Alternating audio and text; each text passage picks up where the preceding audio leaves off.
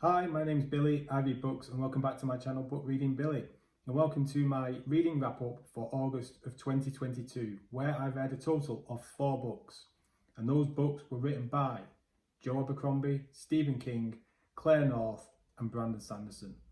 So 4 books and an average rating of 3.75 across those 4 books. Now, you might think that's been a bit of a bad reading month, but I don't think that's the case. I've had a good time this month. I am quite harsh with the ratings I give books, and I do generally rate things down rather than up. So what I'm going to do is I'm going to give you a brief overview of the books I've read, starting with the one I enjoyed the least and working up to the one I enjoyed the most. But before I do that, if you've not done so already, please subscribe to the channel, give this video the thumbs up and click the bell notification so you get notified when I upload new content. So the book I enjoyed the least this month, I gave 3 stars to, and that was The Girl Who Loved Tom Gordon by Stephen King. This is a pretty short book by Stephen King. I'd not really heard of it before I found it in a charity shop, and not a great deal happens. It's about a young girl who's big for her age, who gets lost whilst out walking on the Appalachian Trail with her family. And that's literally it. It's like, it's a Stephen King book, so it's written in Stephen King style, but you will have seen films or programs or even read other books that are similar to this. It's almost as if Stephen King watched the Discovery Channel, saw a program or a documentary about someone who got lost and thought, you know what, I'm going to write a book about that. There's a little bit of maybe supernatural stuff in it, maybe just about, but it's not even really worth mentioning. There was nothing wrong with it, it wasn't bad, it was Stephen King, it's just average really, 3 stars. Next up is the book I read by Brandon Sanderson, which was The Arithmetist, and I gave this a 3.5 out of 5. This is a non-Cosmere book, it's a standalone currently, and it's a young adult book, and I'm not meaning that in any way as a negative. I had a good time with this book. I had this book as like my secondary book almost that I read throughout the month. So I generally have a priority book, a main book I'm reading, and then I'll have something else that I'll read a chapter or 2 a day from, just as a bit of a, I don't know, a palate cleanser or just something a little bit different. And this fitted that bill perfectly. It's not too taxing, it's light and breezy, and it's about a group of people who are called arithmetists, believe it or not, and they have the ability to use chalk to draw chalklings, and these chalklings are little creatures that are like, they're flat to the ground. So if you had the ability to be a arithmetist and you drew a unicorn, that unicorn would come to life and would skitter along the floor and do what you request it to do in effect. So that could be to attack people, that could be to go somewhere, it could be to do whatever. You could also draw like a circle around yourself, which would be a defensive circle against other arithmetists and other chalklings. You can add elements to these circles as other layers of defense. And it is quite complicated in a way, and it's very, very interesting. It's a very interesting magic system because I've not really seen anything like that before. At the start of each chapter, Sanderson explains different defenses, different types of defensive lines that you can be drawn and things like that. And it's not mega detailed, it's not mega taxing. You don't need a PhD or anything like that to understand it, but it's really interesting and good fun. Like I say, I gave this a 3.5 because it's one of those books where, because it's aimed at a younger audience, you kind of feel that sometimes it could have just gone that little bit further if it had been aimed at an older audience. And maybe because I'm not the target audience for it, maybe I'm just wanting it to have been a little bit more, to flesh things out a little bit more, a little bit deeper. And because it's aimed at a bit of a younger audience as well, there's not a massive amount of characters in there. So as the story progresses and you're trying to work out who may be responsible for certain things, there's only a small number of people who it could possibly be, and it doesn't take a genius to work out who it's likely to be. So all in all, 3.5 out of 5. I'd definitely say give it a go. Read other Sanderson books first, but if you've seen that knocking around and not really wanted to pick it up, I'd say give it a go. So the second best book I read in the month of August was The First 15 Lives of Harry August by Claire North. And this is the first book by this author I've read, and it will certainly not be the last. I understand Claire North it's like a pseudonym that this author uses for when she writes different types of books. I think this might be the third different name she's used, I think. But it's really, really good. As you can imagine, it's about a guy called Harry August, and Harry August lives a lot of lives. So if you can imagine that, try and get your head around this, but you're born, you live your life, and then you die. That's difficult to understand. I'll repeat it for you if you like. You're born, you live your life, you die. But then you're born again in the exact same place, at the exact same time, in the exact same circumstances. And you live your life again, except you remember your first life. And then you die. And then you're born again. And you live your life. But you remember your previous two lives. And so on and so on and so on. So that setup, that premise, raises lots of different questions. So if that was you, for example, what would you do?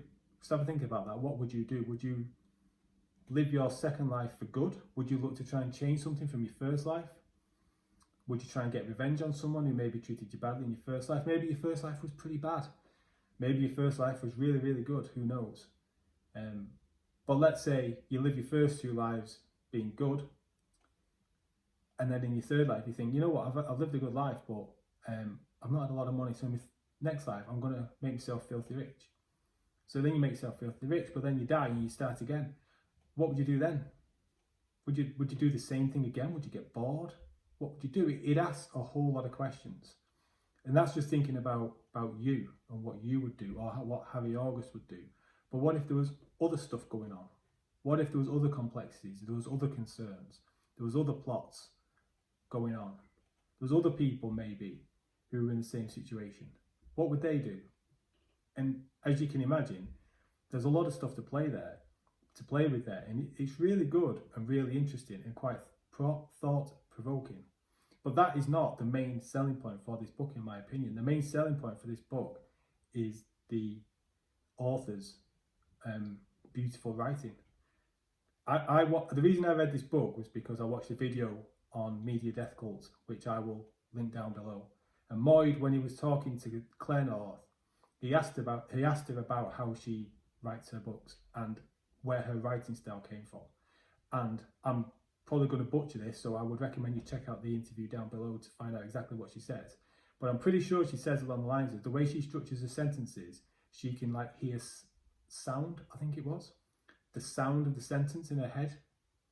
I'm pretty sure it was sound. And at the time I was thinking, well, that's quite interesting. I've never really heard anyone say that. And you could almost think that could be a load of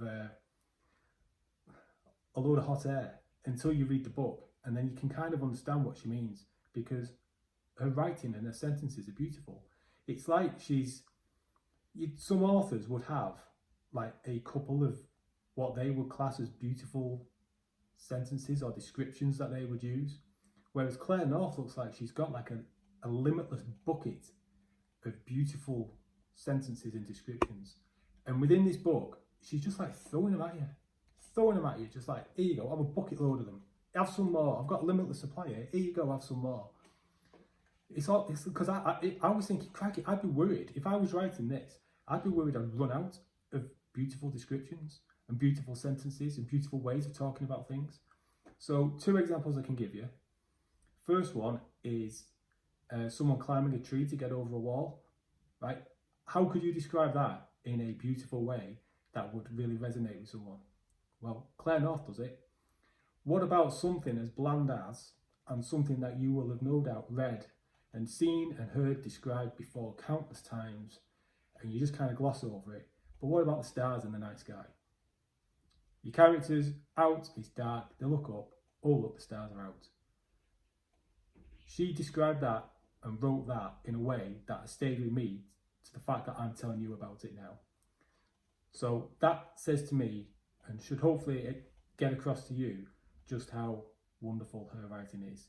You factor that into a really good story, and it's a really good book. I gave it 4 out of 5, and you might be thinking, Billy, you're gushing about this book.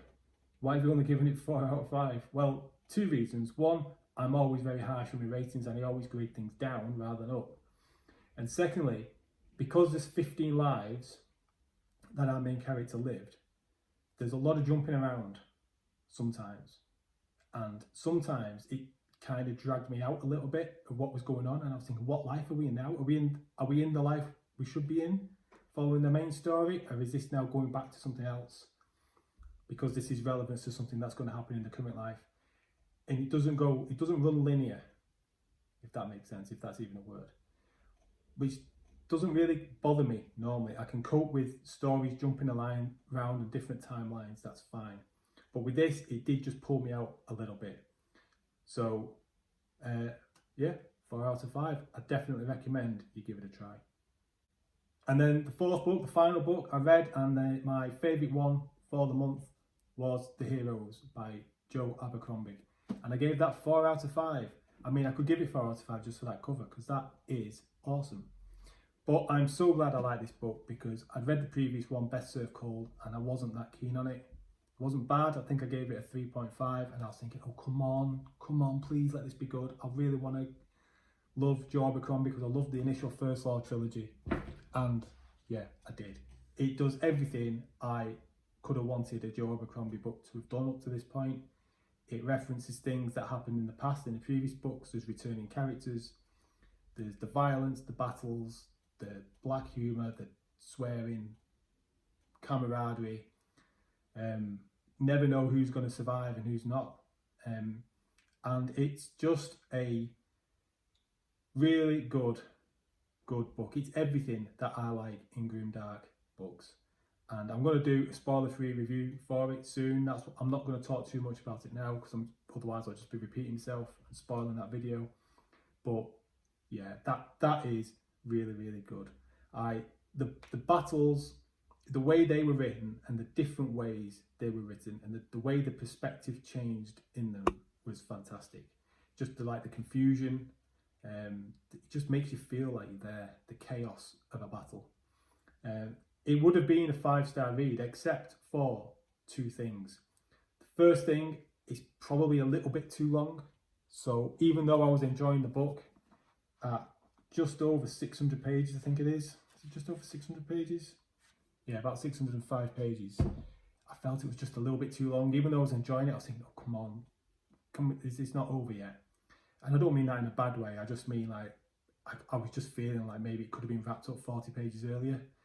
And then the last one would be, there was just 1 or 2 twists too many. I don't mind a good twist. I don't mind something happening that I couldn't see coming. But when sometimes there's too many of them in a book, you're reading and you're thinking, this isn't gonna go the way it's been set up to be. And then, oh, sure enough, something happens which changes it. So yeah, that kind of knocked it down a little bit for me. But that's me just being harsh.